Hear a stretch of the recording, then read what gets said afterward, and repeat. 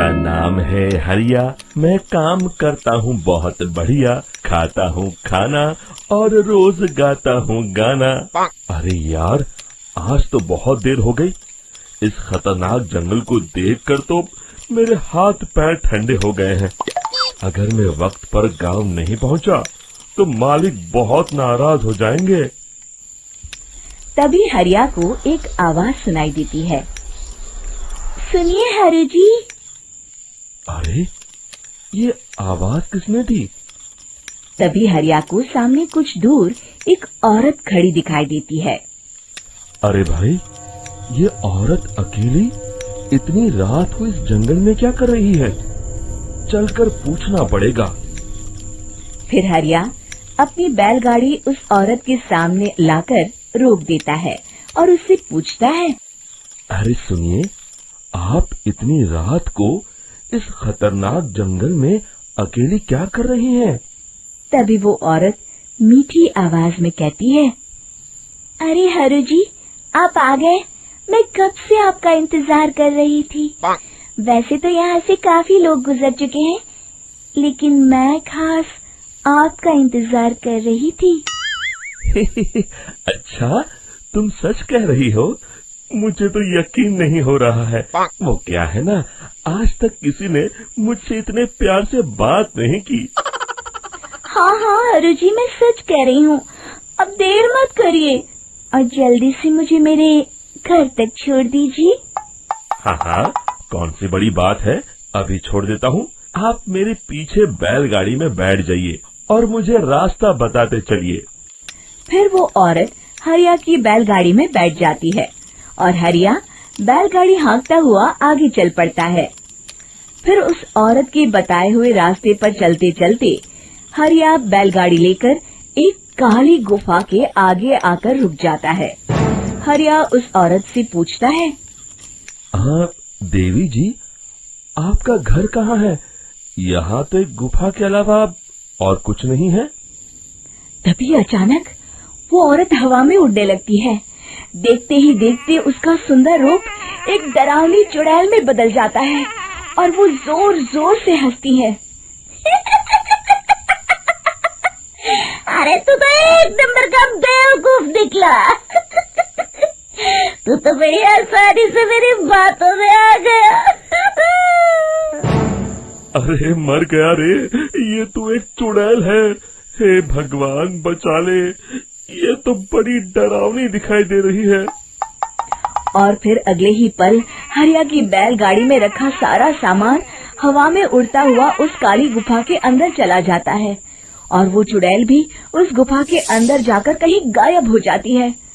हरिया ये नजारा देख बुरी तरह घबरा और परेशान हो जाता है। अरे, ये चुड़ैल तो मेरा सारा सामान लेकर गुफा में गायब हो गई। अब क्या होगा?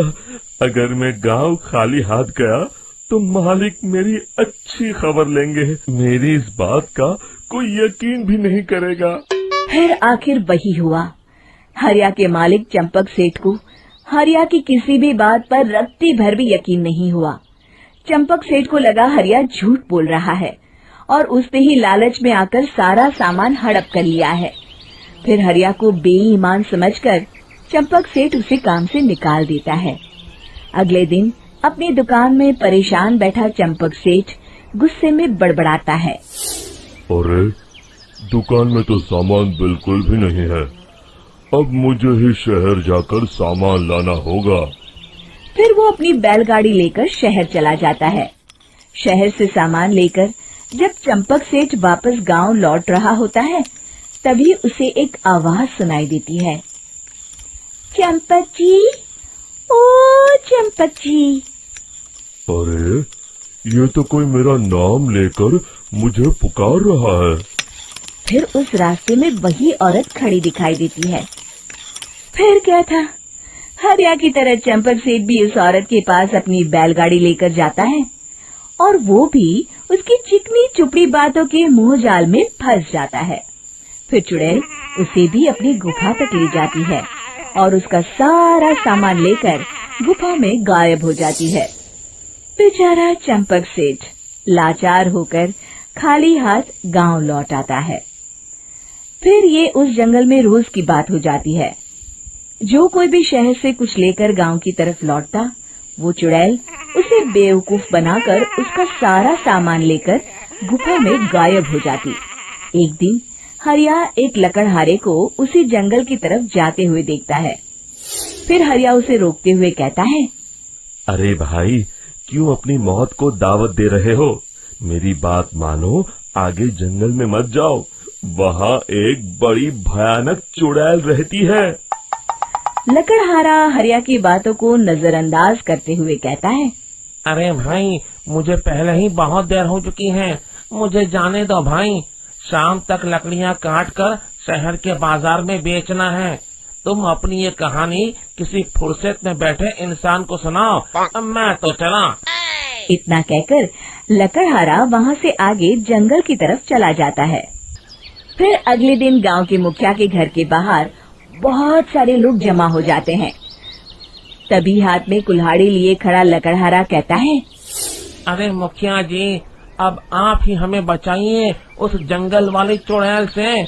हमारा सारा काम तो शहर से ही होता है। अरे मुखिया जी, उस चुड़ैल की वजह से तो मैं पूरी तरह बर्बाद हो गया हूँ। हम सबको मिलकर उस चुड़ैल का कोई इलाज करना पड़ेगा। तभी भीड़ में खड़ा वीरा कहता है, आप लोग चिंता मत करिए, कल से वो चुड़ैल किसी को नहीं लूट पाएगी। मेरे पास एक बहुत अच्छी तरकीब है। तभी चंपक सेठ उसका मजाक उड़ाते हुए कहता है, अरे तेरा नाम वीरा है तो क्या हुआ? तूने अभी उस चुड़ैल को देखा नहीं है? जाकर अपना काम कर, बड़ा आया। तब मुखिया जी कहते हैं, नहीं नहीं चंपक सेठ, मुझे लगता है हमें इस लड़के को एक मौका देना चाहिए। फिर सभी गांव वाले मुखिया जी की बातों से सहमत हो जाते हैं और वीरा शाम को एक बैलगाड़ी में कुछ सामान लादकर उस जंगल की ओर चल देता है। वीरा, ओ वीरा, कहाँ जा रहा है? तभी वीरा मुड़ के देखता है, वही चुड़ैल एक औरत के रूप में खड़ी है। अरे बहन जी, मैं आपको ही ढूंढ रहा था। देखिए, मैं आपके लिए क्या लाया हूँ। अरे वाह, तो खुद मेरे लिए इतना सामान लाया है। तू ही अकेला गांव में समझदार है। जरा देखो, मैं भी खोल के, बड़े भूख लगी है। जैसे ही चुड़ैल उस सामान पर से कपड़ा हटाती है, एक भगवान शिव की तेज रोशनी उसके अंदर मूर्ति से निकलती है और चुड़ैल अपने असली रूप में आकर जलने लगती है। अरे मैं जल रही हूँ, बचाओ! बचाओ! ओम नमः शिवाय! मर गई मैं! देखते ही देखते वो चुड़ैल राख के साथ उड़ जाती है और सभी गांव वाले भी वहां जाते हैं। शिक्षा, बुराई पे सदा अच्छाई की ही जीत होती है। केला बेचने वाली चुड़ैल। एक बार की बात है, जादूपुर नाम के गांव में करतब दिखाती एक औरत एक रेड्डी के लिए गांव में आती है। आइए आइए मेहरबान कदरदान, खाइए रोहड़ा के ताजे ताजे केले। कभी खाए नहीं होंगे ऐसे केले। पीले पीले केले खाइए। ये कहकर रोहड़ा हाथों में 4 केले लिए उन्हें सर्कल में जोर जोर से हवा में उछालती हुई करतब दिखाती है, जिसे देखकर आसपास के सारे बच्चे अपने अपने मम्मी पापा से उस औरत के पास जाने की जिद करने लग जाते हैं। पापा, ऐसा तो सर्कस में बॉल से होता है ना, ये आंटी तो केले से कर रही है। चलिए ना पापा, देखते हैं। रोहड़ा एक पतली सी तार पर चलती हुई केलों से करतब दिखाती है। आते जाते सभी लोग बाहर रुककर उसके करतब देखते हैं और वाह वाही करते नहीं थकते। जैसे ही एक आदमी पास आकर उसे पैसे देने लग जाता है, तब वो कहती है, अरे नहीं नहीं साहब, मैं करतब तो बच्चों के मन को बहलाने के लिए करती हूँ। धंधा तो मेरा केले का है। पीछे देखो मेरी रिड्डी, जो भी मेरे केले खाएगा मेरी तरह चुस्त दुरुस्त और तंदुरुस्त हो जाएगा। पता चलता है क्या कि मेरी उम्र 55 की है। अरे पर ऐसे ठंड के मौसम में कोई केला क्यों खाएगा? ये ऐसे वैसे केले नहीं है साहब, ये शरीर में गर्मी देते हैं, ठंड को दूर भगाए, जो भी रोहिणा के केले खाए। पापा, अगर मुझे केले नहीं मिले तो मैं घर नहीं जाऊंगी। तभी उसके पापा कहते हैं कि बेटा, केले ठंड में कभी गर्मी नहीं देते। ये सब कहने की बातें हैं, सामान बेचने का तरीका है इनका। पर पिंकी नहीं मानती। मैं केले खाऊंगी। पिंकी की जिद के आगे नत्थू हार जाता है और उसे केले खरीद कर दे देता है। पिंकी खुश होकर केले घर ले आकर खाती है। अब मैं भी करतब करूंगी, कितना मजा आएगा। जादुई केले। पिंकी पहला केला खत्म भी नहीं करती कि वो बेहोश हो जाती है। दूसरे केले से एक काला धुआं आता है और रोहणा चुड़ैल बनकर बाहर निकल आती है। मेरे भूतिया केले बच्चे न खाए, ऐसा हो ही नहीं सकता। जादूपुर वालों, कब तक बचोगे? आ गई हूं मैं रोहणा, जिसका कोई नहीं कर सकता सामना। रोहणा पिंकी को गोद में उठाकर काले धुएं में कहीं गायब हो जाती है। शाम के वक्त नत्थू घर लौटता है और पिंकी को घर में ना पाकर उसकी माँ से कहता है, माँ पिंकी कहाँ है? अरे बेटा, उसे तो तू सुबह करतब दिखाने ले गया था ना, फिर कहाँ वापस आए तुम दोनों? मुझे लगा तू उसे अपने साथ मंडी ले गया होगा। हे भगवान, मेरी बच्ची कहाँ गई? मैं उसे घर ही तो छोड़कर गया था माँ। नत्थू गांव के घर कोने में अपनी बेटी को ढूंढता है, पर उसे वो कहीं नहीं मिलती। परेशान होकर आके रो रो कर नत्थू हिम्मत हार कर घर लौट आता है। अगली सुबह रोहणा फिर से करतब दिखाने आती है और इस बार पिंकी की तरह रोनी केले खरीद लेता है। 50 रुपए दिए थे पापा ने, सारे पैसों की मैंने केले खरीद लिए हैं। अब मैं भी आंटी की तरह ही करतबबाज बन जाऊंगा। यही सोचते हुए रोनी केले खाता है और पहला अकेला केला आधा खत्म भी नहीं करता कि चुड़ैल उसके सामने आ जाती है। मेरे साथ चलने का समय आ गया है रोनी। ये तो बस शुरुआत है। अब इस गांव के सारे बच्चे धीरे धीरे मेरे कब्जे में होंगे, एक बच्चा भी नहीं बचेगा। ये कहकर रोनी को गोद में लेकर काले धुएं में अदृश्य हो जाती है। इसके बाद हर रोज गांव में से कोई ना कोई बच्चा गायब होता, पर ऐसा क्यों हो रहा है किसी को भी समझ में नहीं आ पा रहा था। रोज की तरह अपनी बेटी पिंकी की तलाश में नत्थू गांव के एक तालाब के पास बैठा रो रहा था। कहाँ गई मेरी पिंकी? शकुंतला के जाने के बाद एक वही तो मेरा सहारा थी। अरे उसकी आत्मा कोस रही होगी मुझे कि मैं अपनी बच्ची को संभाल भी नहीं पाया। नत्थू ये कहता हुआ रो ही रहा था कि तभी तालाब में से उसे शकुंतला की आवाज सुनाई देती है। कहाँ थी तुम शकुंतला? हमारी बच्ची और सारे गायब हुए बच्चे रोहणा के कब्जे में हैं। वो बच्चों को जो केले देती है उससे बच्चे बेहोश हो जाते हैं और उसके कब्जे में आ जाते हैं और वो उन्हें ले जाकर काली दुनिया में ले जाती है। पर वो ऐसा क्यों कर रही है? ये मैं नहीं जानती, पर उस दुनिया का रास्ता मैं आपको बता सकती हूँ। जहां ये नदी खत्म होती है वहां एक केले का पेड़ है, उसके नीचे एक दरवाजा है, वहीं से रास्ता जाता है उस दुनिया का। ये कहकर शकुंतला की आत्मा गायब हो जाती है। गांव के सभी लोग झुंड बनाकर उसी रास्ते से काली दुनिया में चले जाते हैं और वहां देखते हैं कि सारे बच्चे वहां काम कर रहे थे। पापा, मुझे ले चलो यहाँ से। पापा, पापा। सभी बच्चे अपने मम्मी पापा से लिपट जाते हैं। तो तुम लोग यहाँ तक आ गए? क्यों हमारे बच्चों को पकड़ लिया तूने? तुझे शिकार ही बनाना है तो ले, हम सब आ गए हैं, हमें खा ले। नहीं, मुझे बच्चे चाहिए। मेरे बच्चे के बदले तुम लोगों के बच्चे। क्या मतलब? मैं इसी गांव में रहने वाली एक औरत थी। केले की चोरी के इल्जाम में मेरे बेटे को गांव वालों ने इतना मारा कि वो मर गया। उसी दिन मैंने ठान लिया कि गांव वालों का भी वही हाल करूंगी। कुछ दिन बाद बेटे के चले जाने के दुख में मैं भी मर गई और मेरी भटकती आत्मा एक चुड़ैल बन गई। और फिर मैंने बदला लिया तुम सबके बच्चे छीनकर। बर्दाश्त नहीं कर पाए ना, सोचो मुझ पर क्या बीती होगी। हमें माफ कर दो रोहणा, पता नहीं ये किसकी गलती थी, पर हम सभी माफी मांगते हैं। हमारी खुशियाँ लौटा दो, तुम भी तो एक माँ हो। गांव वालों की बात सुनकर रोहणा का मन पिघल जाता है और वो बच्चों को छोड़ देती है। उसके बाद काली दुनिया बच्चों के लिए जादुई दुनिया बन जाती है। अब कोई भी कभी भी वहां आ जा सकता था।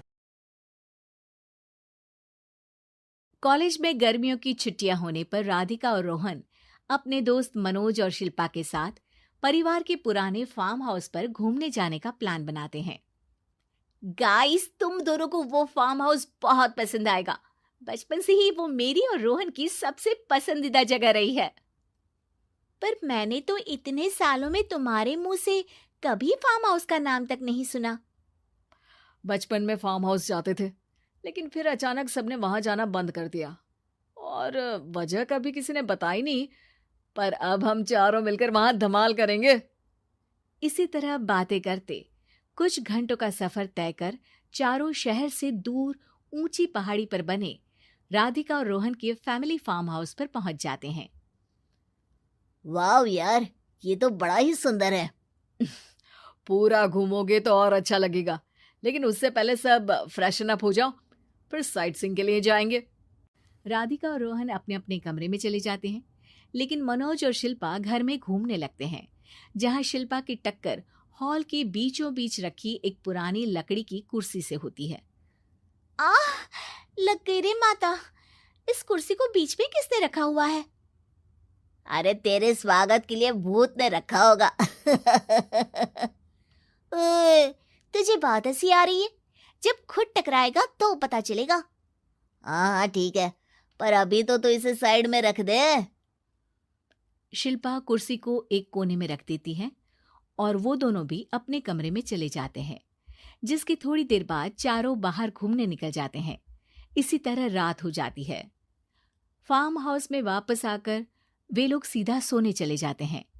आधी रात को मनोज की नींद खुलती है। बड़ी तेज प्यास लगी है, पानी साथ लेकर सोना चाहिए था। हाँ, अब रसोई तक जाना पड़ेगा।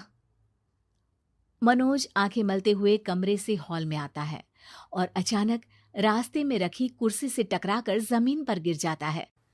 अरे मर गया रे दादा। शिल्पा सही बोल रही थी, बड़ी तेज लगती है ये कुर्सी तो, पर इसे दोबारा बीच में किसने रखा? मनोज एक बार फिर उस लकड़ी की कुर्सी को कोने में रख पानी पीकर कमरे में चला जाता है। अगली सुबह जैसे ही चारों की नींद खुलती है तो उन्हें अपने बेड के पास साइड टेबल पर चाय का कप रखा मिलता है, जिसे देख वो खुशी खुशी चाय पीकर तैयार होकर कुछ देर बाद हॉल में मिलते हैं। थैंक यू यार राधिका, मुझे नहीं पता था कि तू इतनी अच्छी चाय बनाती है। वैसे मुझे उस बेड टी की बहुत जरूरत थी। ये और चाय, अरे इसे तो पानी तक उबालना नहीं आता। मतलब तूने हमारे लिए चाय बनाई क्या दोस्त? अरे चल पागल है क्या, इतना भी प्यार नहीं है मुझे कि तुम्हारे लिए बेड टी बनाऊं। चाय पर ये चर्चा करते हुए मनोज जैसे ही पीछे मुड़ता है तो एक बार फिर लकड़ी की पुरानी कुर्सी से टकराकर उस पर गिर जाता है। हाय रब्बा, अरे चाय छोड़ो, पहले ये बताओ कि इसे बार बार बीच में कौन रखता है? कल रात ही मैंने इसे साइड किया था। तुम पहले ये बताओ कि चाय किसने बनाई थी? सबकी बातों को कुछ देर ध्यान से सुनने के बाद राधिका हैरानी से कुर्सी की तरफ देखने लगती है। भूत दीदी। राधिका की बात सुन आपस में झगड़ रहे सारे दोस्त शांत हो जाते हैं। क्या बोला अभी तूने? अरे पर अब वो यहाँ कैसे हो सकती हैं? क्यों नहीं हो सकती? हमने यहाँ आना छोड़ा था, पर उन्होंने तो घर नहीं छोड़ा ना। और याद करो, ऐसे बेड के पास कप रखना और कुर्सी को कमरे के बीच में रखना, ये सब वही तो करती थी। ये तुम दोनों किसकी बात कर रहे हो? अरे जो भी हो, कुछ अच्छा तो बिल्कुल नहीं लगता। अब देखो, डरने की कोई जरूरत नहीं है। वो सालों से इस घर में रहने वाली भूत दीदी है। वो बचपन से ही हमारे यहाँ आने पर एक बड़ी बहन की तरह हम दोनों का ख्याल रखती हैं। ओए, पगला गया है क्या?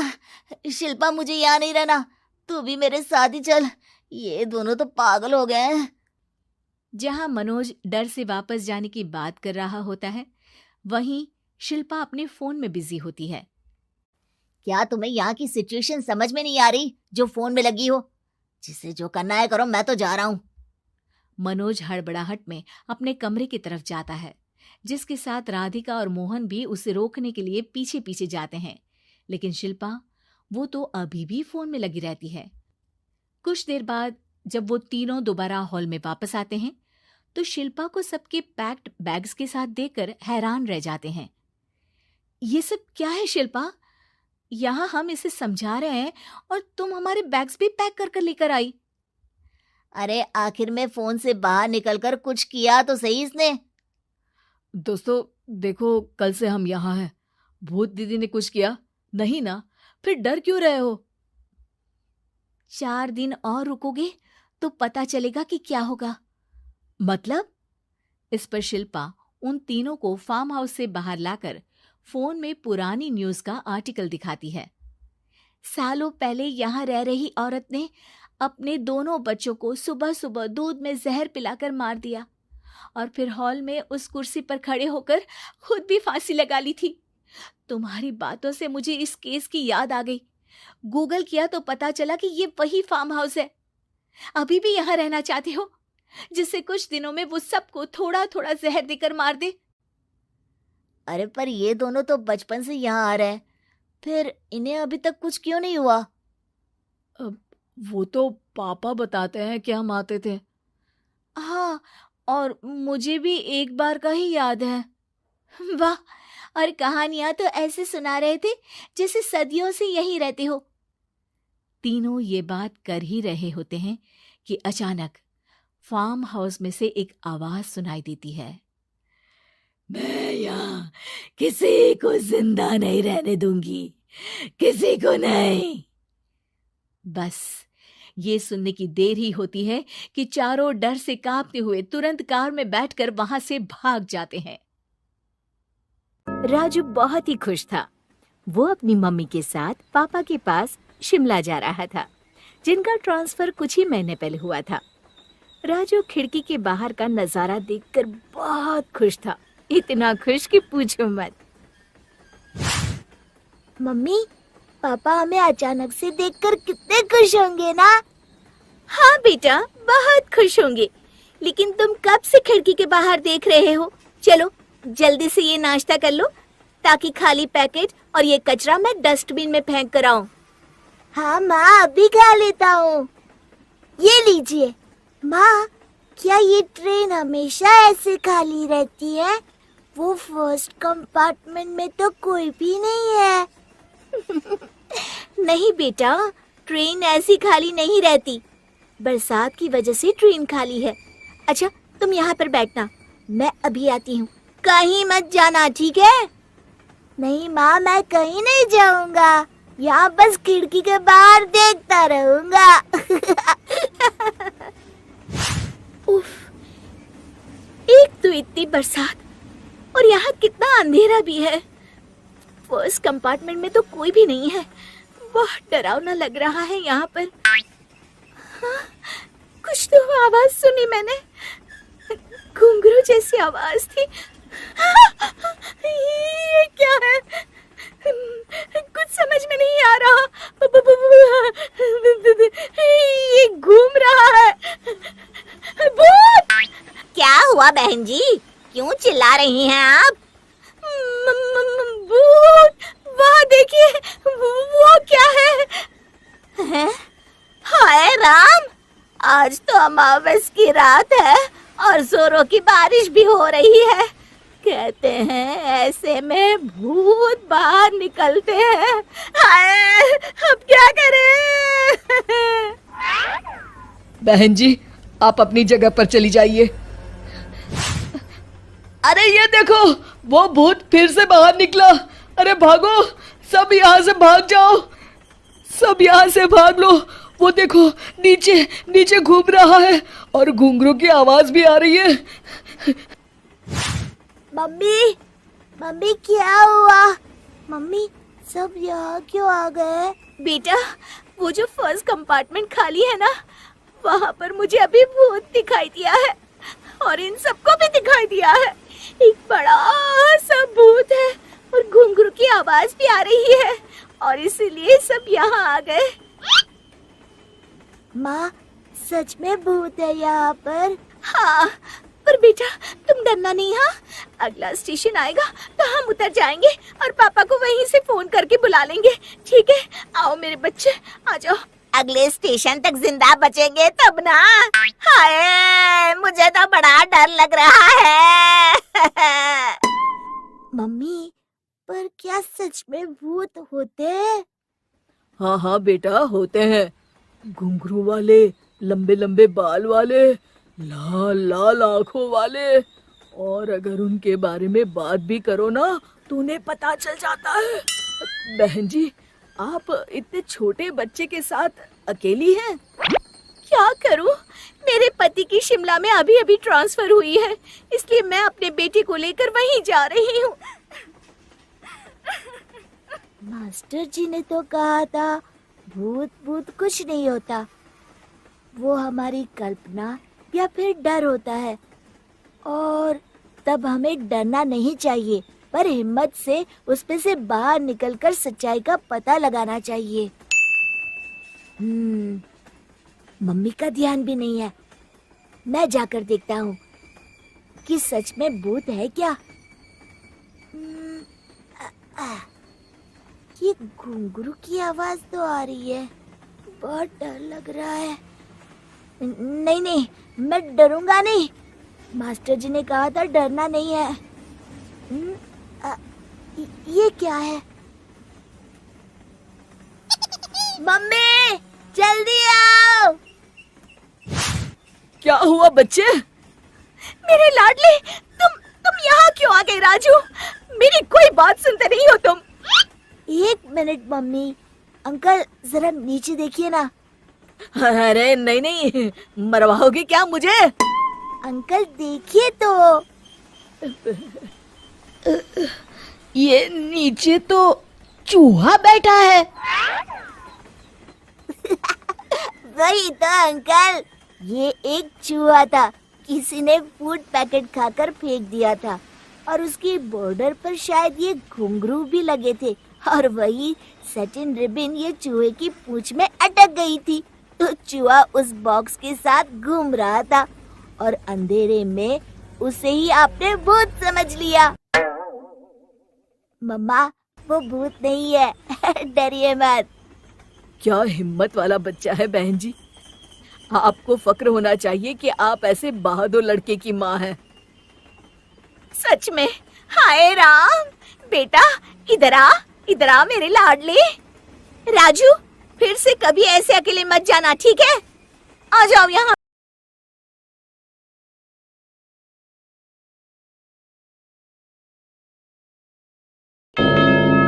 यमुना नदी के किनारे एक गांव था, रतनपुर।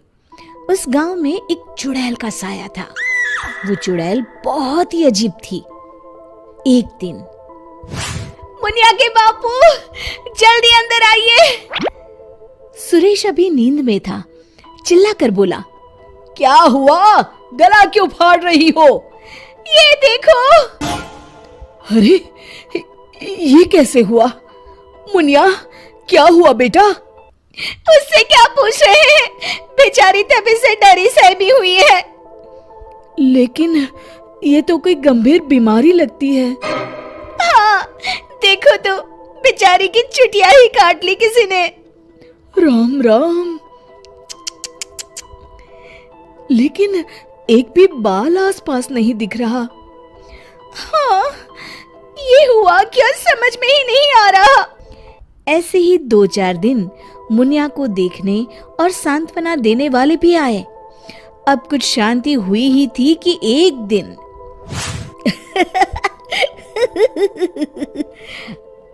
क्या हुआ रामू, तू हंस क्यों रहा है? अरे काका, वो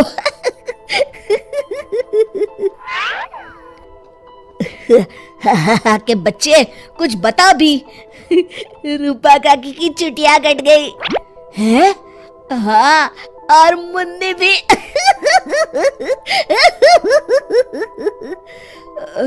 अच्छा, पर काहे? आप भी पूछ लो।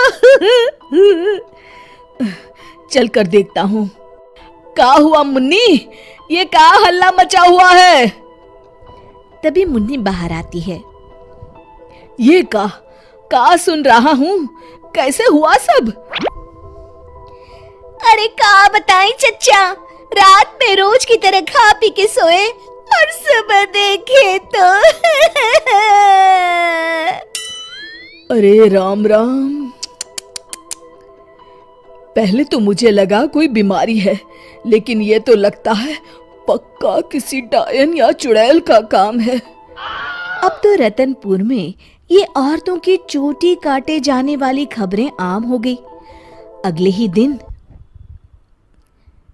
सरिता आज बहुत गर्मी है, मेरा बिस्तर बाहर लगा देना। जी ठीक है। सरिता ने रमेश का बिस्तर बाहर और अपना और चुनिया का आंगन में लगा लिया। रात में रमेश को प्यास लगती है। बड़ी प्यास लगी है, लगता है सरिता ने पानी नहीं रखा। कोई नहीं, खुद ही ले लेता हूँ। अंदर जाने पर वो देखता है कि सरिता के बिस्तर के सिरहाने चुड़ैल खड़ी है। वो एक हाथ से सरिता की चोटी पकड़े हुए है और चाकू से उसकी चोटी काट रही है। वो जोर से चिल्लाया, चुड़ैल बचाओ बचाओ, चुड़ैल। सरिता और चुनिया उठ गए। गांव वाले भी फौरन आ गए। देखते हैं चुड़ैल हाथ में सरिता की चोटी लिए खड़ी है। भीड़ देखकर वो हंसते हुए बोली,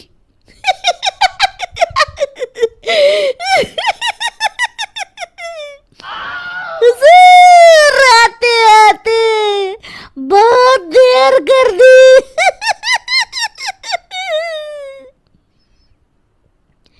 सरिता तो डर के मारे बेहोश हो गई, पर बाल तो जा ही चुके थे। अरे आखिर चाहती क्या हो? पर चुड़ैल उनकी बात अनसुनी करके सरिता की चोटी घुमाते हुए सबकी आंखों के सामने गायब हो गई। चोटी वाली चुड़ैल की खबर जंगल की आग की तरह पूरे गांव में फैल गई और गांव में बातें चलने लगी। मुनवा, सुना है कल तेरी भाभी की भी चोटी चुड़ैल ले गई।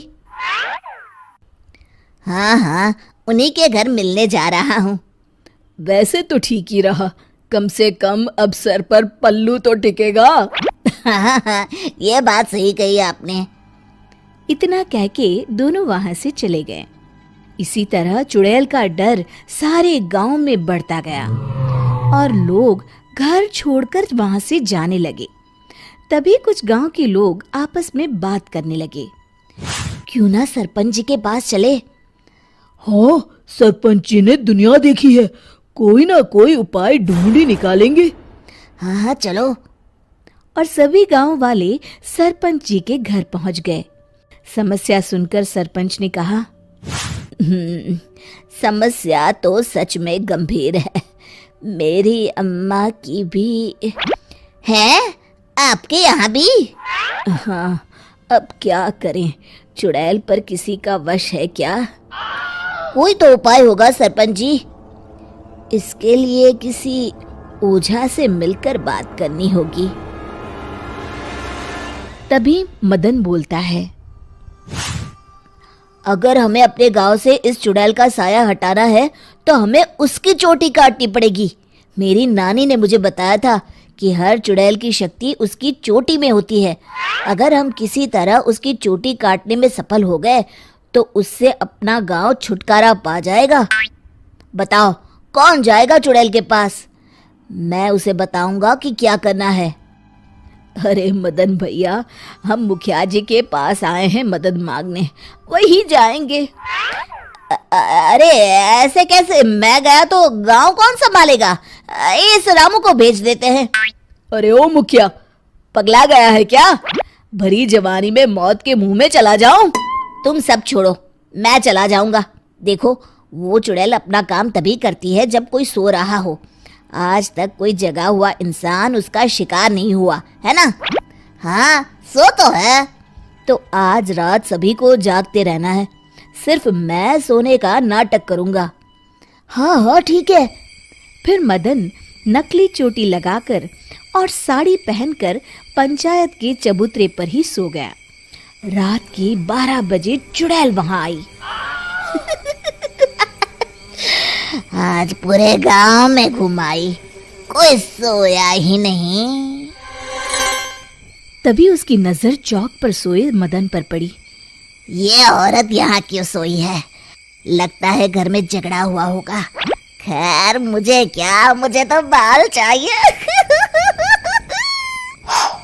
चुड़ैल ने चोटी काटने के लिए जैसे ही चोटी पकड़ी, वो निकलकर उसके हाथ में आ गई। इसके लिए वो तैयार नहीं थी, इसलिए 2 पल के लिए वो कभी चोटी तो कभी चाकू को देखने लगी।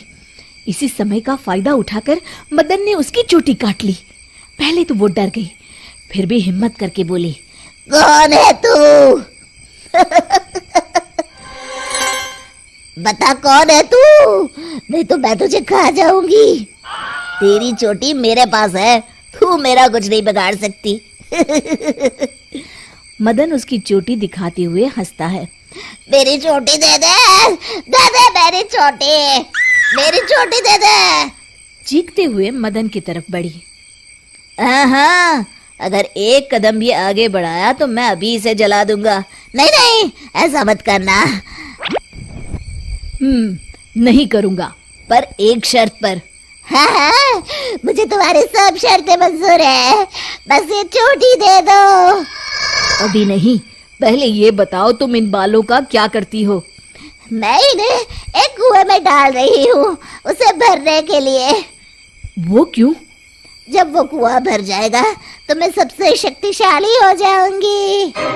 चलो वो कुआं मुझे दिखाओ, वहीं तुम्हें तुम्हारी चोटी दे दूंगा। चलो ये चोटी मुझे दे दो, इसकी मदद से हम जल्दी पहुंचेंगे। नहीं नहीं, मुझे जल्दी नहीं, पैदल ही चलते हैं। वो मदन को लेकर चलने लगी और गांव वाले भी जलती हुई मशालें लेकर उसके पीछे पीछे आ गए। सब उसकी गुफा तक पहुंच गए, जहां कुएं के अंदर उसने बाल जमा कर रखे थे। आधा कुआं तो भर गया है। देखो, दिखा दिया ना, अब जल्दी से मेरी चोटी दे दो। हाँ, क्यों नहीं, ये लो। कहते हुए मदन ने उसकी चोटी भी कुएं में फेंक दी। अरे बेवकूफ, ये क्या किया? अब मैं इतने बालों में से अपनी चोटी कैसे ढूंढूंगी? वो देखो, बीच में पड़ी है। चुड़ैल कुएं में जाकर अपनी चोटी ढूंढने लगी। उसके कुएं में उतरते ही गांव वालों ने अपनी अपनी मशालें कुएं में फेंक दी। वो धू धू करके जलने लगा। अरे बचाओ रे कोई, मैं सबके बाल वापस कर दूंगी, बचाओ। साथ ही वो चुड़ैल भी जलकर भस्म हो गई। शिक्षा: अगर मिलजुल कर किसी समस्या का हल ढूंढा जाए तो समस्या अवश्य दूर हो जाती है। दोस्तों, हमें उम्मीद है कि आपको हमारी ये कहानी पसंद आई होगी। कृपया हमारे चैनल को सब्सक्राइब करें और सभी अपडेट्स के लिए बेल आइकन जरूर दबाएं। और हाँ, वीडियो लाइक और शेयर करना मत भूलिएगा। Bye bye. मारो इसे और मारो इसे, ये इसी लायक है। अरे मारो यार। सरपंच जी, कालिया को चोरी करते हुए हम सब ने रंगे हाथ पकड़ा है। अब इसे गांव से बाहर निकाल देने में ही हम सबकी भलाई है। तो देर किस बात की है, अभी इसे धक्के मार के इस गांव के बाहर का रास्ता दिखा दो। अरे सरपंच, ऐसा मत करिए, मुझे एक मौका और दीजिए, मैं दोबारा कभी चोरी नहीं करूंगा। लेकिन गांव वाले उसकी एक नहीं सुनते और उसे मार मार के गांव की सीमा के बाहर निकाल देते हैं। मेरी कमर दर्द के मारे मेरी जान निकली जा रही है। कमबख्तों ने जम के धुलाई की है मेरी। अरे भगवान करे इनके गांव में भूचाल आ जाए, धरती फट जाए और सब गांव वाले उसमें समा जाए। चलते चलते कालिया जंगल में पहुंच जाता है। उसे वहां एक प्रयोगशाला दिखाई देती है। अरे इस जंगल में ये अजीब सा दिखने वाला घर किसने बनाया है? चल कर देखना पड़ेगा। कालिया प्रयोगशाला के पास चला जाता है। दो वैज्ञानिक प्रयोगशाला में बातें कर रहे होते हैं। बधाई हो डॉक्टर चमन, आखिरकार हम दोनों ने मिलकर एक ऐसी घड़ी का आविष्कार कर लिया है जिसे पहनकर कोई भी इंसान गायब हो सकता है। हाँ हाँ, तुमने बिल्कुल सही कहा डॉक्टर जर्माटो। अब कल सुबह ही हम इस जंगल से निकल जाएंगे, लेकिन उससे पहले आज रात के खाने का बंदोबस्त करते हैं। हाँ हाँ, मुझे तो बड़ी जोरों से भूख लगी है, चलो चलते हैं। दोनों वैज्ञानिक वहां से चले जाते हैं। उनके जाते ही कालिया प्रयोगशाला में दाखिल होता है। अच्छा, तो ये बात है। कालिया बड़े से कांच के अंदर रखी घड़ी को बाहर निकाल लेता है और अपनी कलाई पर बांध लेता है। फिर घड़ी में लगा बटन दबा देता है। कालिया को एक जोरदार झटका लगता है। कालिया अपने आप को आईने में देखता है तो उसका पूरा शरीर पूरी तरह से गायब हो चुका होता है। हाँ, अब तो जो चाहे वो कर सकता हूँ। सबसे पहले मैं उन सभी को सबक सिखाऊंगा। गांव वालों, मैं आ रहा हूँ। कालिया गांव की ओर चल पड़ता है। थोड़ी देर के बाद दोनों वैज्ञानिक वहां आते हैं। अरे ये क्या, लगता है कोई हमारी घड़ी चुरा कर ले गया है। ये देखो पैरों के निशान। अब क्या होगा, अगर वो घड़ी किसी गलत हाथों में पड़ गई तो अनर्थ हो जाएगा। तुम चिंता मत करो, हमारी घड़ी में जो बैटरी लगी है ना, वो सिर्फ 24 घंटे चलेगी। उसके बाद वो घड़ी काम करना बंद कर देगी। उधर दूसरी तरफ गांव में सरपंच अपने घर में सो रहा होता है। तभी एक आहट से उसकी नींद खुल जाती है। अरे कौन है, कौन है वहाँ? बड़े मजे से सो रहा है। आज मैं तुझे नहीं छोड़ूंगा। कालिया पास में पड़ा डंडा उठाकर सरपंच की पिटाई शुरू कर देता है। ये ले, और ये ले, इसी लायक है, ले। आप मर गए। अरे अरे ये क्या हो रहा है? अरे अरे कोई बचाओ मुझे, मेरे घर में भूत आ गया है। सही कहा, मैं भूत ही तो हूँ, ये ले। अरे भूत जी, मैंने आपका क्या बिगाड़ा है? मुझे छोड़ दीजिए, आपको क्या चाहिए?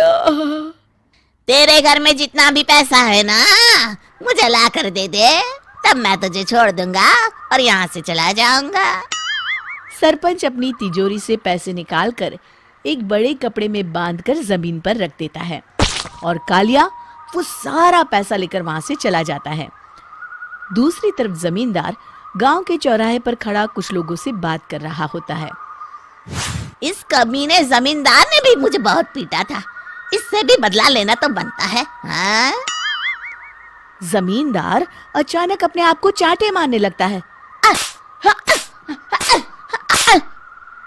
अरे भाई ये क्या हो रहा है? जमींदार साहब, अब ठीक तो है ना?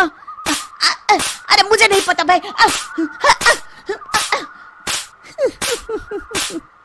अरे मर गए रे, ये तो पक्का किसी भूत प्रेत का काम है। जमींदार के अंदर कोई भूत आ गया है। इससे पहले कि ये हमारे अंदर आ जाए, मनोहर भाई, अपनी जान बचानी है तो भागो यहाँ से। ये क्या? अरे बाप रे बाप, मुझे तो भूतों से बड़ा डर लगता है। मैं तो चला यहाँ से। अगली सुबह इस घटना से पूरे गांव में दहशत फैल जाती है। सभी गांव वाले आपस में बात करने लगते हैं। अरे भाई, पता नहीं कहां से हमारे गांव में एक भूत आ गया है। उसने कल रात को सरपंच और जमींदार की खूब पिटाई की और उनके सारे पैसे भी लेकर चला गया। हाँ भाई हाँ, ये भूत तो मुझे बड़ा अजीब लगता है। मेरी समझ में नहीं आता कि भूत उन पैसों का करेगा क्या। अरे तेल में पकोड़े बना के तलेगा, बेवकूफ। इस बात की चिंता करके कहीं वो भूत हमारे घर में ना आ जाए। तुम बिल्कुल सही कह रहे हो हरिया, मैं भी इसी बात से घबरा रहा हूँ। अच्छा, अब मैं अपने घर जा रहा हूँ, तुम सब भी अपने अपने घर चले जाओ। उस भूत का कोई भरोसा नहीं है। हाँ। तीनों वहां से चले जाते हैं। दूसरी तरफ कालिया सारे पैसों को एक खंडर में छुपा देता है। इतने सारे रुपए तो मैंने अपनी पूरी जिंदगी में एक साथ कभी नहीं देखे। इस तरह कुछ दिनों में मैं अमीर बन जाऊंगा। आज मैं उस मोटे बब्बन को अपना शिकार बनाऊंगा। सुना है दहेज में बहुत सारे पैसे और गहने मिले हैं उसे। रात होते ही कालिया बब्बन के घर में घुस जाता है। हाँ, मिल गई तिजोरी। अब जल्दी से इसे खोलकर सारे पैसे निकाल लेता हूँ।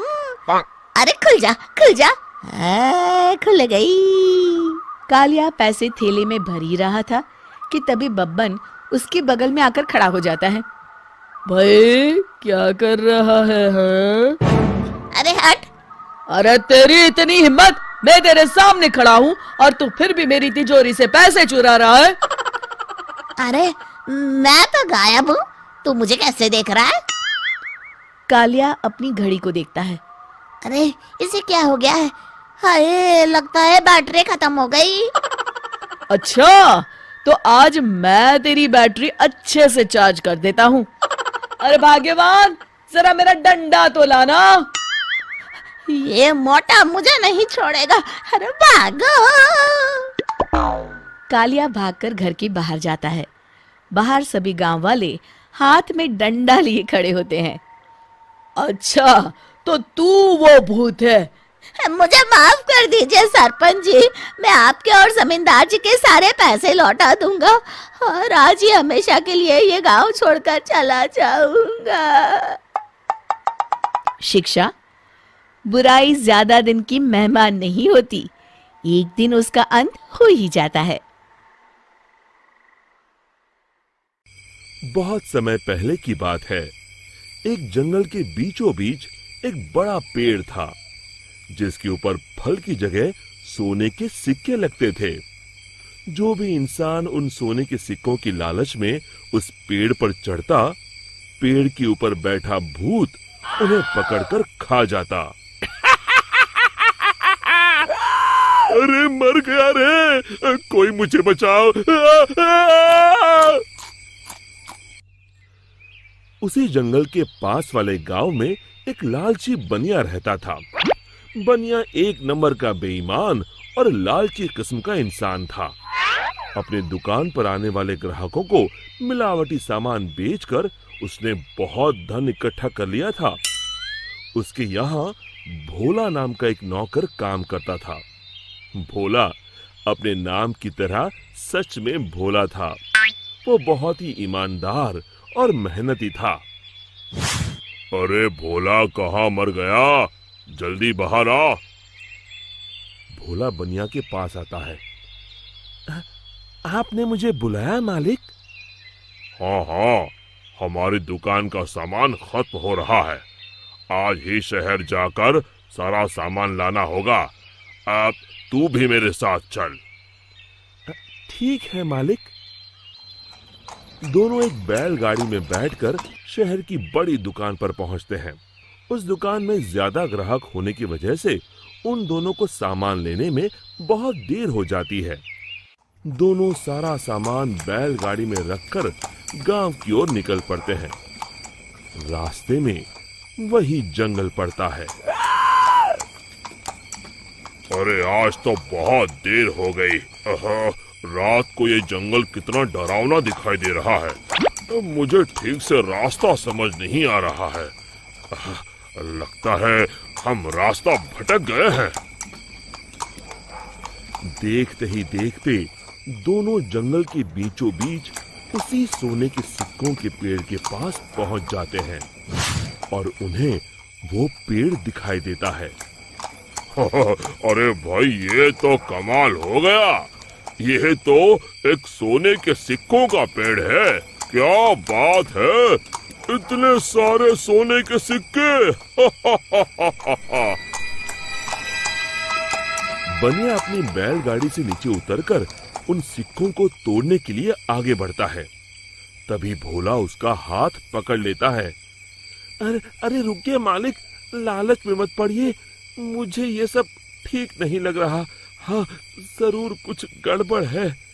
आप ही सोचिए, सोने के सिक्कों का पेड़, ये भला कैसे हो सकता है? अरे भोला, तू तो सच में भोला है। पेड़ पर लगे इतने सारे सोने के सिक्के तुझे दिखाई नहीं दे रहे? अरे भाई, मैं तो आंखों देखी पर विश्वास करता हूँ। अरे पगले, यही तो मौका है अमीर बनने का। चल हट। बनिया पेड़ पर चढ़कर बहुत सारे सोने के सिक्के तोड़कर एक बड़े कपड़े में समेट के उसे बांध लेता है। तभी वो भूत दोनों के सामने आ जाता है।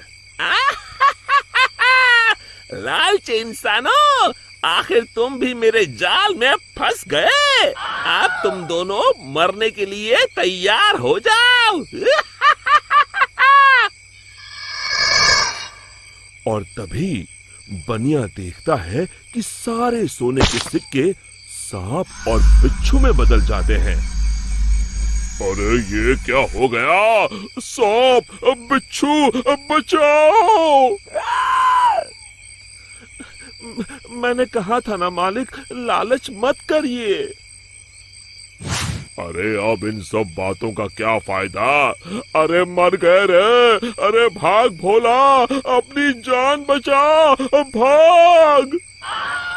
और दोनों वहां से भाग खड़े होते हैं। भूत भी उनके पीछे भागता है। कहाँ तक भागोगे? आज तुम दोनों को कोई नहीं बचा सकता। तभी सामने उन दोनों को एक कुटिया दिखाई देती है। मालिक, वो देखिए, सामने एक कुटिया है, जल्दी से उसके अंदर चलिए। दोनों अपनी जान बचाने के लिए उस कुटिया के अंदर चले जाते हैं। कुटिया के अंदर एक साधु महाराज ध्यान मुद्रा में बैठे होते हैं। बनिया साधु महाराज के पैरों में गिर जाता है। हमें बचा लीजिए महाराज, एक भूत हमारे पीछे पड़ा है। साधु महाराज का ध्यान भंग हो जाता है। अरे कौन हो तुम दोनों, और इस जंगल में क्या कर रहे हो? बनिया साधु महाराज को सारी बातें बता देता है। तभी उन दोनों का पीछा करते हुए वो भूत कुटिया के पास आ जाता है। बाहर निकलो, आज तुम दोनों की जिंदगी का आखिरी दिन है। साधु महाराज बाहर आते हैं। बनिया और भोला दोनों डर के मारे साधु महाराज के पीछे खड़े हो जाते हैं। तू इन दोनों को क्यों मारना चाहता है? हाँ? इन दोनों ने तेरा क्या बिगाड़ा है? जाने दो इन्हें। अरे साधु, मैं तो तुझे भी मार के खा जाऊंगा। तू अपने बारे में सोच। अरे मर गया रे, अब मुझे कौन बचाएगा? और तभी बनिया अपनी जान बचाने के लिए वहां से भागने लगता है। अरे रुको, कहाँ जा रहे हो? भूत बनिया को पकड़ लेता है। अब कहाँ जाओगे? साधु महाराज, जल्दी कुछ कीजिए। साधु महाराज एक पल के लिए अपनी आंखें बंद कर ध्यान लगाते हैं। समझा, इस भूत की जान एक गुड़िया में बसी है। मैं तुम्हें एक मंत्र बताता हूँ। तुम जल्दी से सामने उस नदी के किनारे बनी गुफा में जाओ। तुम जैसे ही उस गुफा के अंदर जाओगे, तुम्हें अंदर बहुत सारी काले रंग की गुड़िया उल्टी झूलती हुई दिखाई देगी। उसमें से एक गुड़िया को तुम्हें मारना है। लेकिन महाराज, मैं उसे पहचानूंगा कैसे? उनमें से जो गुड़िया एक आंख से कानी होगी, तुम उसे पकड़कर ये मंत्र 3 बार पढ़ देना और उसकी गर्दन उखाड़ देना। जी महाराज, मैं अभी जाता हूँ। आप जल्दी से मुझे वो मंत्र बता दीजिए। साधु महाराज भोला को वो मंत्र बता देते हैं। भोला भागकर उस गुफा के अंदर चला जाता है। अंदर पहुंचते ही भोला को उल्टी झूलती हुई गुड़िया दिखाई देती है। अरे मर गया रे, यहाँ तो इतनी सारी गुड़िया हैं, लेकिन वो एक आंख वाली गुड़िया तो कहीं दिखाई नहीं दे रही। तभी भोला की नजर गुफा के कोने में लटक रही एक गुड़िया पर पड़ती है जिसकी एक आंख नहीं होती। हाँ, मिल गई, लगता है यही वो गुड़िया है। भोला दौड़कर जाता है और उस गुड़िया को पकड़ लेता है और फिर साधु महाराज का बताया हुआ मंत्र 3 बार पढ़कर उसकी गर्दन उखाड़ देता है। और देखते ही देखते उस गुड़िया के साथ वहां मौजूद सभी गुड़िया जलने लगती हैं और दूसरी तरफ वो भूत भी जलने लगता है। ये मुझे क्या हो रहा है? नहीं! और भूत जलकर वहां से गायब हो जाता है। फिर भोला भागकर बनिया के पास जाता है। आप ठीक हैं मालिक? आज मेरे लालच ने तो मेरी जान ही ले ली थी। अब मैं कभी लालच नहीं करूंगा। और इसी तरह फिर एक बार बुराई पर अच्छाई की जीत हुई। शिक्षा, हमें लालच से कोसों दूर रहना चाहिए। दोस्तों, हमें उम्मीद है कि आपको हमारी ये कहानी पसंद आई होगी। कृपया हमारे चैनल को सब्सक्राइब करें और सभी अपडेट्स के लिए बेल आइकन जरूर दबाएं। और हाँ, वीडियो लाइक और शेयर करना मत भूलिएगा। Bye bye. शहर के घंटाघर के पास एक बूढ़ा बूढ़ी एक छोटा सा ढाबा चलाते थे। दोनों एक दूसरे का सहारा थे और किसी तरह अपना पेट पाल रहे थे, लेकिन महंगाई ने उनका जीना मुश्किल कर दिया था। आज सुबह से सिर्फ 2 ग्राहक आए हैं और शाम के 5 बज गए हैं। कुछ समझ में नहीं आ रहा कि क्या करें। उस सब कह रहे हैं कि बाजार में मंदी आ गई है, इसीलिए सबकी गिराई नहीं चल रही। अरे बुढ़ापे में पैसों के लिए इतनी मगजमारी करनी पड़ रही है। अभी तो हाथ पैर चल रहे हैं तो काम धाम हो जाता है, बिस्तर पर आ गए तो पता नहीं कैसे चलेगा। बेटा बेटी सब छोड़ के चले गए हमको, बस गरीबी ने नहीं छोड़ा। भगवान के घर देर है अंधेर नहीं, सुनते सुनते हमारी आंखों में अंधेरा छा गया। कल भी बचा हुआ खाना कुत्तों को देना पड़ा था, आज भी यही करना पड़ेगा। रोज की तरह आज भी ग्राहकी नहीं हुई थी। रात को बाबा और अम्मा सड़क किनारे बने अपने ढाबे में ही सो जाते हैं।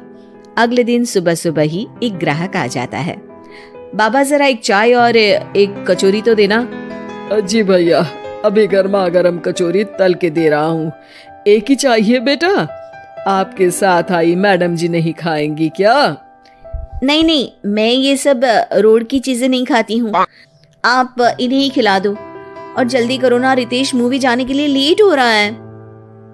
अरे बाबा, लाल चटनी ज्यादा डालना। हाँ। लेकिन उसके बाद फिर पूरे दिन कोई ग्राहक नहीं आता और फिर से सारा खाना वेस्ट हो जाता है। ये सिलसिला कई दिनों तक चलता है और तभी एक दिन एक लड़का वहां अपना मोबाइल लहराते हुए पूछता है, हेलो दोस्तों, कैसे हैं आप सब? ठीक ही होंगे, मैं भी ठीक हूँ। और आज हम हैं किशनगंज के बाबा के ढाबे पर। चलिए देखते हैं कि बाबा क्या क्या बनाते हैं। बाबा, तो आज क्या खास बनाया है आपने? अरे भैया जी, आज ये समोसे बनाए हैं, कितने बांध दूं आपको? हाँ भैया जी, लाल चटनी के साथ बहुत अच्छे लगेंगे, ले लीजिए ना। ये देखिए दोस्तों, समोसे को बांध कर दिखा रहे हैं और ये लाल चटनी को देख के तो मुंह में पानी आ गया। आज तो मजा आ जाएगा, आइए चखते हैं दोस्तों। लड़का समोसा चखते ही तारीफों के पुल बांध देता है। वाह वाह वाह, मजा आ गया। इतना अच्छा समोसा मैंने तो कभी नहीं खाया। आपको यहाँ जरूर आना चाहिए और ये समोसा जरूर खाना चाहिए। और एक चीज, ये देखो, ये रोड साइड पर इनका ढाबा है, इनकी हेल्प तो होनी ही चाहिए। अच्छा, वैसे और क्या क्या बनाते हैं आप? बेटा, पराठे, मैगी सब बनाते हैं। वाह वाह, इतना अच्छा खाना बनाते हो, बहुत भीड़ होती होगी। अरे नहीं बेटा, कोई नहीं आता हमारे ढाबे पे, पैसे पैसे को तरस गए हैं। अरे आप रो क्यों रही हैं? रोइए मत, क्या हो गया है? अरे बेटा, कुछ बिकता ही नहीं है। आधे भाव में चीजें बेच रहे हैं, प्यार से बना रहे हैं, फिर भी। तो आप दोनों ही हैं? कोई बच्चे नहीं है क्या आपके? अरे बेटा, जो है वो हमें छोड़ के कहीं चला गया है। उसके कारण ही हमें ऐसे दिन देखने पड़ रहे हैं। जो थोड़ा बहुत पैसा हमने इस ढाबे से बनाया था, वो सब लेकर भाग गया था। ओह, देखिए, आप चिंता मत करिए। मैं आपका वीडियो सोशल मीडिया पर डालने वाला हूँ और फिर देखना कितनी जल्दी लोग आपकी मदद के लिए आगे आएंगे। वो लड़का अपने कैमरा से बाबा के ढाबे का वीडियो बनाता है और सोशल मीडिया पे शेयर कर देता है। वीडियो बहुत तेजी से वायरल हो जाता है और कुछ ही घंटों में वीडियो में दिए अकाउंट में करीब 1 लाख रुपए जमा हो जाते हैं। लड़का अगले दिन फिर ढाबे पे जाता है। बाबा, आप रोइए मत। पब्लिक ने आपका सारा दुख दूर कर दिया है। आपके खाते में 1 लाख रुपए आ गए हैं। अब टेंशन लेने की कोई बात नहीं है। टेंशन भूल जाइए और मजे कीजिए। अरे बेटा, तुम्हारा हम कैसे धन्यवाद करें। तुम्हारे कारण इस दुकान पर आज इतनी भीड़ लगी है, वरना हम दोनों ने तो उम्मीद ही छोड़ दी थी। अरे जुग जुग जियो बेटा, तुमने आज एक गरीब का भला किया है। भगवान तुम्हें बहुत तरक्की देंगे। बाबा की कहानी सोशल मीडिया के बाद टीवी पर भी फेमस हो जाती है और टीवी पर बाबा का बेटा उनकी कहानी देख लेता है और उसकी नजर बाबा के खाते में आए रुपयों पर पड़ती है। 1 लाख रुपया, वो भी एक दिन में? अरे ऐसा ही चलता रहा तो ये दोनों तो करोड़पति हो जाएंगे और मैं ऐसा ही रह जाऊंगा। लगता है यही समय है इनके पास वापस जाने का। 2-3 इमोशनल डायलॉग चिपका दूंगा, दोनों मान जाएंगे। और ये देखकर बाबा का बेटा उनके पास वापस चला जाता है। अब बाबा, मैं आ गया बाबा। अब मैं आ गया हूँ, आप चिंता मत कीजिए, मैं आपकी पूरी मदद करूंगा। अब तो मेरी आंखें खुल गई है बाबा। अरे बेटा, कितना याद करते थे तुझे मेरे लाल। अपने बूढ़े माँ बाप को छोड़ के अब कहीं मत जाना। अरे नहीं माँ, तब तो मेरी मजबूरी थी, लेकिन अब नहीं। मुझे माफ कर दीजिए माँ बाबूजी। बाबा काफी नरम दिल के इंसान थे और बेटे के आने की खुशी उनके लिए पैसों से कहीं ज्यादा होती है। वो अपने बेटे को माफ कर देते हैं। बेटा, हम तो कुछ साल में बचेंगे भी या नहीं कोई भरोसा नहीं, लेकिन तू मेहनत करके ये ढाबा चलाना, और इसलिए आज से मैं ये ढाबा और ये पैसे तेरे नाम करता हूँ। अब हमारी तो उम्र हो गई है, अब तू काम करना और हम घर बैठकर खाएंगे। ये कहकर बाबा सारा पैसा अपने बेटे को दे देते हैं और आराम से अपनी पत्नी को लेकर अपने पुराने घर चले जाते हैं। ढाबे पर काफी भीड़ बढ़ती है। कुछ दिन में ही बेटा काफी पैसे कमा लेता है। एक दिन जब व्लॉगर लड़का वहां पहुंचता है तो देखता है ढाबा बंद है। वो बाबा के पास जाता है। अरे बाबा, आपने अपना ढाबा क्यों बंद कर दिया? ढाबा बंद नहीं तो? वो लोग वहां जाते हैं तो पड़ोसी बताते हैं कि ढाबा तो पिछले 4 दिन से खुला ही नहीं। बाबा ढाबे को अपने पास रखी चाबी से खोलते हैं तो देखते हैं कि ढाबे में एक बर्तन तक नहीं है। बाबा सर पकड़कर बैठ जाते हैं। हमारे बेटे ने हमें फिर से बर्बाद कर दिया। पर हमारे पास तो वापस बर्तन खरीदने तक के पैसे नहीं है। बर्तन भी बेचकर खा गया होगा नालायक। बाबा आप चिंता मत करो, आप काफी फेमस हो, लोग फिर से आपकी मदद कर देंगे। बस इस बार अपने बेटे को दूर रखना ढाबे से। अब की बार बाबा ढाबे पे एक बोर्ड लगवाते हैं जिस पर लिखा है सिर्फ बाबा का ढाबा। ये सिर्फ क्यों लिखवाया है जी? ताकि अपने बेटे को पता चले कि ये सिर्फ उसके बाबा का है। उसके लिए अब यहाँ कोई जगह नहीं।